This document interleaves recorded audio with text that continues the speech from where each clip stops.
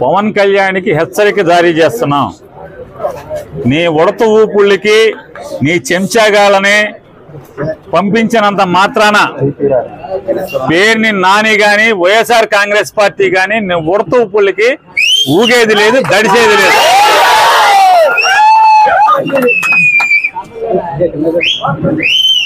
రాజకీయాల్లోకి సినిమా నటుడై 4 డాన్స్లు వేసి నువ్వు వచ్చి నీ ఇష్టానుసారం ఎవరిని పడితే వాళ్ళని నోటుకొచ్చినట్టు మాట్లాడచ్చు.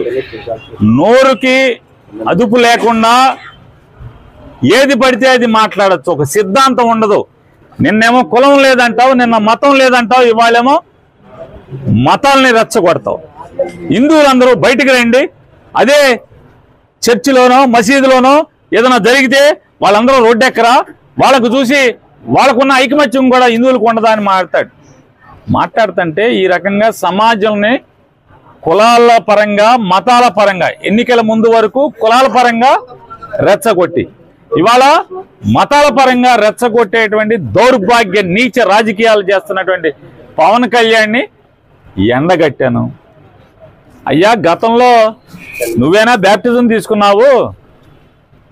గతంలో నువ్వేనా బ్యాప్టిజం తీసుకున్నా అని చెప్పావు. నువ్వే కదా ఆయన, నువ్వేనా? మరి నువ్వే అయితే ఇవాళ యాశాలేంటి, డ్రామాలేంటి? అంతకుముందు యాశాలేంటి, అంతకుముందు భాష ఏంటి, అంతకుముందు డ్రామాలేంటి? ఇవాళ ఒక బాధ్యతాయుతమైనటువంటి ఉప ముఖ్యమంత్రి పదవిలో ప్రభుత్వంలో ఉండి బాధ్యత లేకుండా ప్రవర్తించటం ఇది సిగ్గుమాలిన తనం కాదా అని నేను ప్రశ్నిస్తే, నిన్న మధ్యాహ్నం నేను ప్రశ్నిస్తే ఆర్గనైజ్ చేసుకుని సిగ్గు లేకుండా ఒక 50 మందిని పోగేసి తాగిచ్చి మా సందు మొదట్లోకి వచ్చి 4 కేకలేస్తే దడుస్తారా అంట? ఆగుతారా?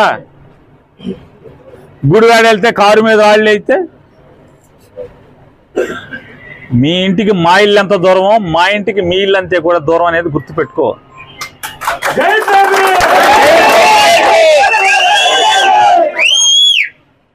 రెచ్చగొట్టి ఆర్గనైజ్ చేసి తాగిచ్చి తాగుబోతుల్ని కిరాయి రౌడీల్ని మా సందు మొదట్లో కూర్చోబెట్టి 4 అరుపులు అరిస్తే నువ్వు వాళ్ళు డౌన్ నాని అంటే ఈ మా వాళ్ళందరూ కూడా 400-500 మంది, నీ దగ్గర 50 మంది ఉంటే వాళ్ళు 400-500 మంది చేరారు.